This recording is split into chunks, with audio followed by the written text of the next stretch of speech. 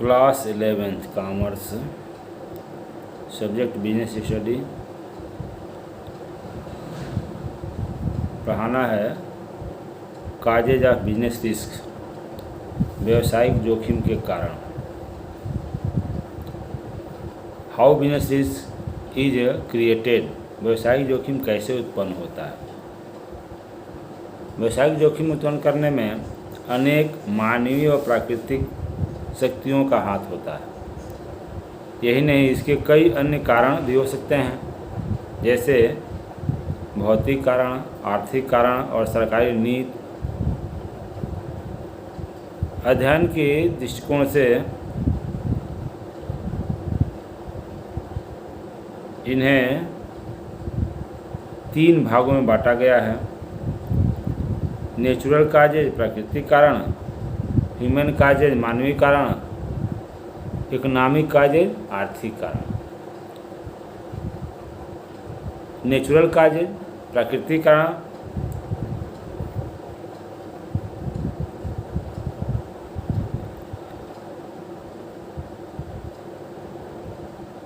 यह ऐसे कारण होते हैं जो मनुष्य की शक्ति से बाहर होते हैं।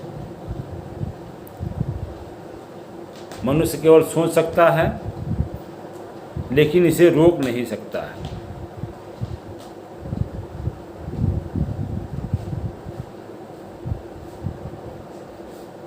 नेचुरल काजेज को भी 3 भागों में बांट सकते हैं।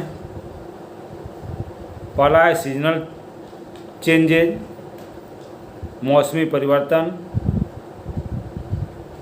मौसम में परिवर्तन जैसे आंधी तूफान का आना, अधिक वर्षा होना, बाढ़ का आ जाना, सूखा पड़ जाना, आगजनी हो जाना, ये सभी सम्मिलित होता है। सेकंड नंबर पर जियोलॉजिकल चेंजेज, भूगर्भ में होने वाले परिवर्तन, जैसे भूकंप के झटके आना। भूकंप के झटके से बड़ी बड़ी इमारतें जो है सेकंड में नष्ट हो जाती है। अदर नेचुरल क्लेमाइटीज, अन्य प्राकृतिक प्रकोप, बिजली गिरना, वायुमंडल में विकार उत्पन्न होना, टिड्डी दल फसल पर हमला बोल देना, ये सभी के सभी सम्मिलित हैं। नेचुरल काजेज में ये 3 कारण थे जिस पर मानव का बस नहीं चल पाता है। मानव कुछ इससे बचाव के बारे में कुछ कर नहीं सकता है।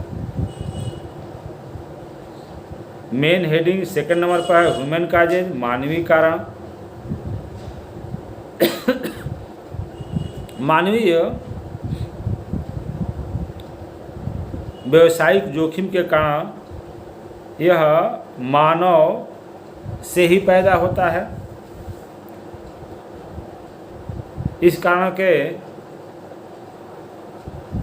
कारण में मानव का ही मुख्य रूप से हाथ होता है। जैसे असावधानी से काम किया जाना, बेईमानी किया जाना, उतावलेपन और मंदबुद्धि का गलत काम किया जाना,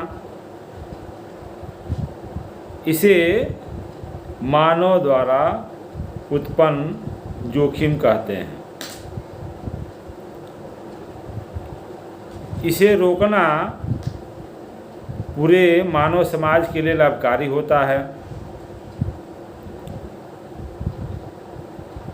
सावधानीपूर्वक काम किया जाना, ईमानदारी से काम किया जाना, संयम में पूरा दिमाग लाकर कार्य करना, इसके माध्यम से हम इस जोखिम को रोका जा सकता है। इसे 4 भागों में बांटा गया है। अब मानवीय कारण, मानवीय के द्वारा व्यवसाय में जोखिम, तो मानव के द्वारा जैसे कर्मचारियों की बेईमानी, डिसऑनेस्टी बाय एम्प्लॉय, जब व्यवसाय में काम करने वाला कर्मचारी ही चोरी करने लगे, यह व्यवसायिक जोखिम है। डिसऑनेस्टी बाय कस्टमर्स, ग्राहकों की बेईमानी, ग्राहक द्वारा माल का चोरी करना या उधार माल क्रय करने के बाद पेमेंट करने से मना करना, नहीं देना। थर्ड नंबर पर है स्ट्राइक एंड लॉकआउट, हड़ताल और तालाबंदी। प्रबंधकों द्वारा लिए गए निर्णयों से श्रमिकों में असंतोष पैदा होता है, जिससे कर्मचारी असंतुष्ट होकर के हड़ताल पर चले जाते हैं, फैक्ट्री में ताला बंद कर देते हैं। इस तरह से व्यवसायिक जोखिम उत्पन्न होता है। वर्किंग केयरलेसली, असावधानी से काम करना, जैसे व्यवसायी द्वारा अगले वर्ष मांग के बारे में गलत अनुमान लगाया जाना। अब कम वस्तु का उत्पादन हुआ तो कम बिक्री होगा, तो लाभ कम होगा।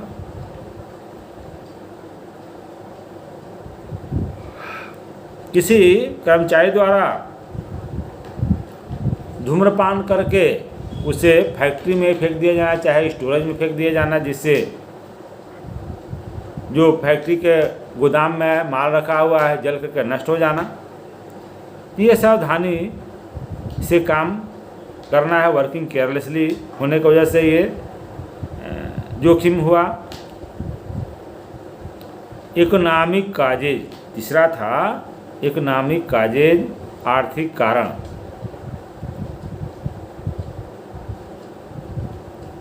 इसका संबंध बाजार में होने वाले परिवर्तनों से होता है। अब बाजार में क्या क्या परिवर्तन होते हैं? चेंज इन फैशन, आजकल देखा जाता है कि प्रत्येक वर्ष फैशन में चेंजिंग आती है, जिसके कारण पुराना माल बिक नहीं पाता है। दूसरा है चेंज इन प्राइस,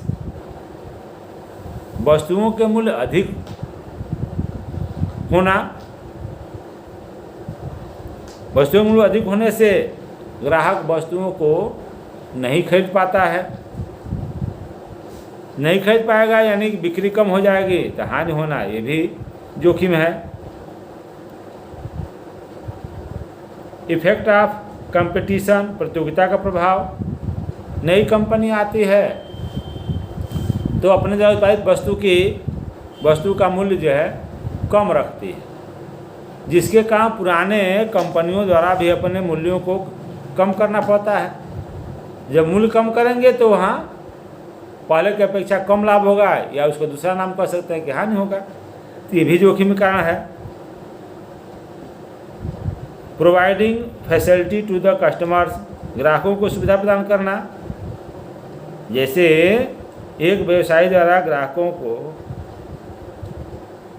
कुछ सुविधाएं, जैसे उधार बेचना, उसे उधार माल क्रय करने के लिए ग्राहकों को कहाँ जाना?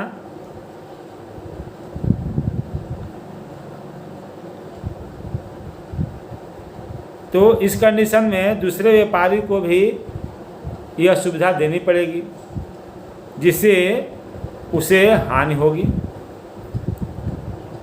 4 नंबर है अदर काजेज, अन्य कारण। इसमें विचार है। इसके विचार प्रकार है नेचुरल काजेज, जैसे कुछ वस्तुएं ऐसी होती हैं जो तुरंत नष्ट हो जाती है या खराब हो जाती है, सड़ जाती है, घिस जाती है। तो इस तरह से ये नेचुरल काजेज प्राकृतिक कारण है, जिसका होना ही होना है। टेक्निकल काजेज, तकनीकी कारण।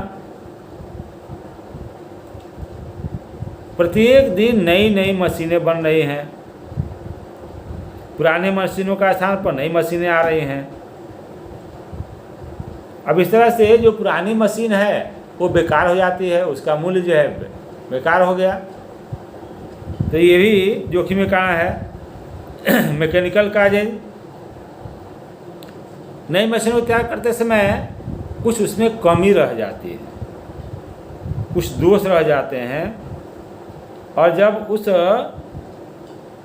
दूषित मशीन को प्रयोग में ले आते हैं तब उसके भयंकर परिणाम सामने आते हैं। जैसे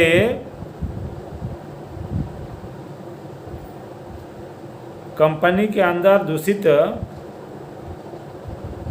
बॉयलर का प्रयोग हुआ और बॉयलर फट गया, जिससे कई कर्मचारी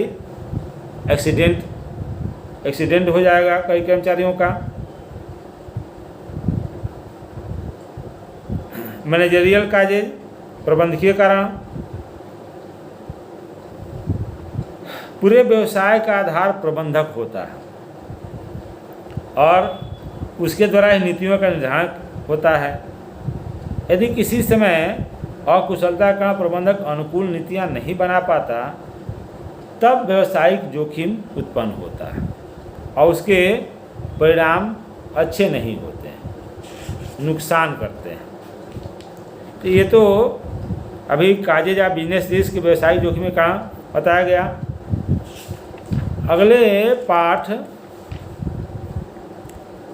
में पढ़ा जाना है व्यावसायिक संगठनों के प्रारूप, एकाकी स्वामित्व, forms of business organisation, sole प्रोप्रिएटरशिप।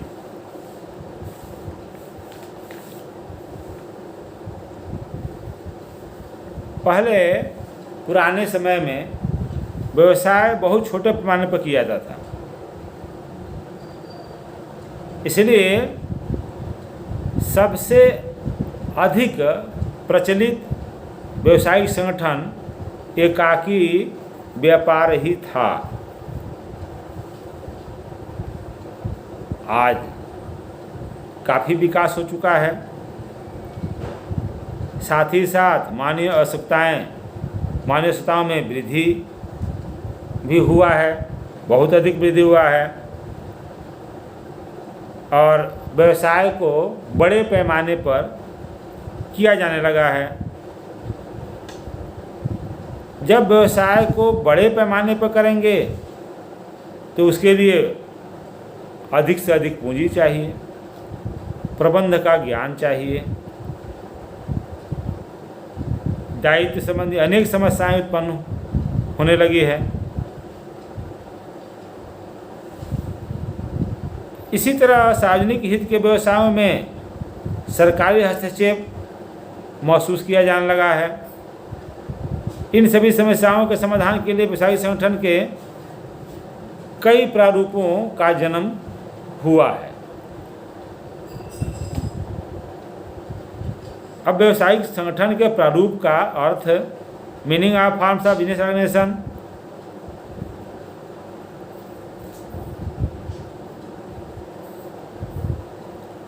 व्यवसायिक संगठन के प्रारूप या स्वरूप का संबंध व्यवसाय के स्वामित्व, ओनरशिप के साथ होता है, और स्वामित्व एक वैधानिक धारणा है जो व्यवसाय के स्वामियों के अधिकार और उत्तरदायित्व निर्धारित करता है। स्वामित्व के विभिन्न प्रारूपों के साथ साथ स्वामित्व के अधिकार और दायित्व बदलते रहते हैं। व्यवसायिक संगठन के अनेक स्वरूप हैं,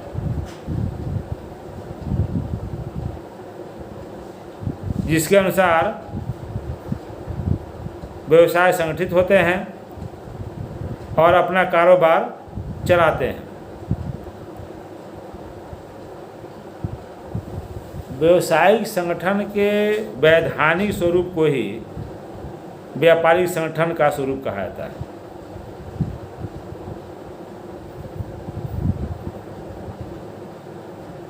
इसके लिए एक महत्वपूर्ण कथन है कि व्यवसायिक संगठन का स्वरूप इसके बाहरी अस्तित्व का निर्धारण करता है तथा अन्य पक्षकार इस अस्तित्व को देखकर इसकी पहचान करते हैं। The forms of business organisation determines its external existence and the other parties recognise it through this existence. व्यवसायिक संगठन के प्रारूप। फॉर्म्स ऑफ बिजनेस ऑर्गेनाइजेशन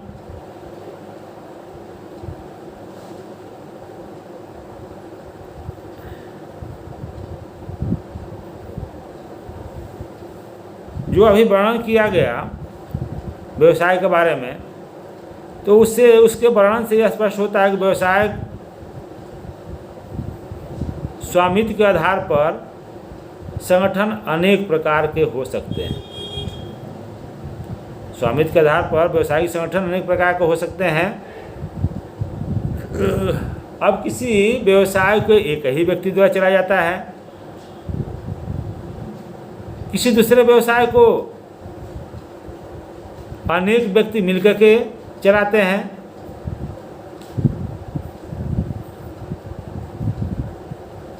कुछ व्यवसाय संयुक्त पूंजी कंपनी के रूप में चलाए जाते हैं। अब एक व्यक्ति द्वारा चलाए जाने व्यवसाय को एकाकी व्यवसाय कहते हैं। कुछ व्यक्तियों द्वारा या अनेक व्यक्तियों द्वारा मिलकर चलाए जाने व्यापार को साझेदारी व्यवसाय भी कहते हैं। कुछ व्यवसाय संयुक्त पूंजी कंपनियों के रूप में चलाए जाते हैं। कुछ व्यवसाय निजी क्षेत्र में चलाए जाते हैं। कुछ सार्वजनिक क्षेत्र में सरकार द्वारा चलाए जाते हैं।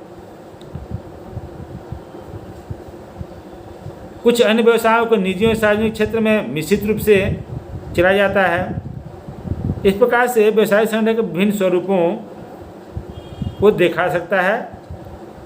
अब इसमें व्यवसायिक संगठन के प्रारूप को 3 भागों में बांटा गया है या प्रकार है। व्यवसायिक संगठन के 3 प्रारूप हैं मुख्य रूप से।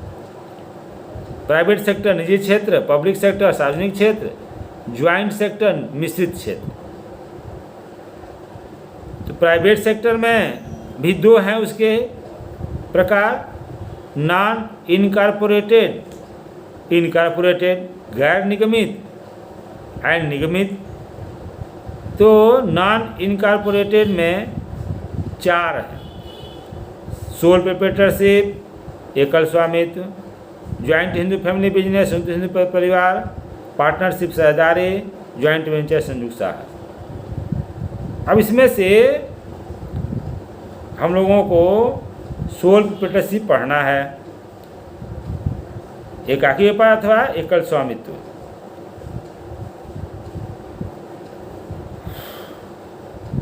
एकाकी व्यापार व्यवसायिक संगठन का वह स्वरूप है जिसको एक व्यक्ति स्थापित करता है।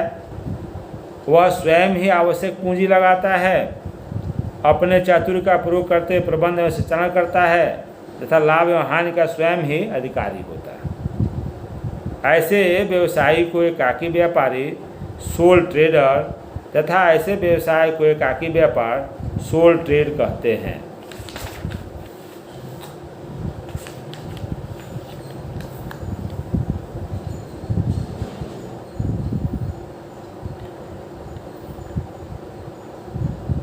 एकाकी व्यापार का अभिप्राय यह नहीं है कि एक अकेला व्यक्ति व्यापार की सभी क्रियाओं का संचालन करता है और वह अन्य व्यक्तियों की सहायता नहीं ले सकता। व्यावसायिक संगठन की यह अवधारणा तो उसके स्वामित्व की ओर संकेत करती है, ओनरशिप की ओर संकेत करती है। अतः एकाकी व्यापारी अपने व्यापार में अन्य लोगों की सहायता ले सकता है, कर्मचारी नियुक्त कर सकता है, लेकिन अंतिम उत्तरदायित्व एकाकी व्यापारी की ही रहता है। दूसरी मुख्य बात पूंजी के संबंध में है। एकाकी व्यापार में एक ही व्यक्ति की पूंजी होने का अभिप्राय यह है कि पूंजी में अन्य किसी व्यक्ति की भागीदारी नहीं हो सकती, लेकिन अन्य व्यक्तियों से ऋण के रूप में आवश्यक वित्त प्राप्त करने पर कोई प्रतिबंध नहीं है। एकाकी स्वामित्व की परिभाषा डॉक्टर जॉन ए सुबीन के शब्दों में, एकाकी स्वामित्व वाले व्यवसाय के अंतर्गत एक ही व्यक्ति व्यवसाय का संगठन करता है, वही उसका स्वामी होता है और वह अपने स्वयं के नाम से व्यवसाय का संचालन करता है। जेम्स एल लुडी के अनुसार एकल स्वामित्व एक अनौपचारिक प्रकार का व्यवसाय है जिस पर एक व्यक्ति का स्वामित्व होता है। तो आज इतना ही, meaning of sole proprietorship and definition of sole proprietorship, इतना तक वह आगे पढ़ाया जाएगा।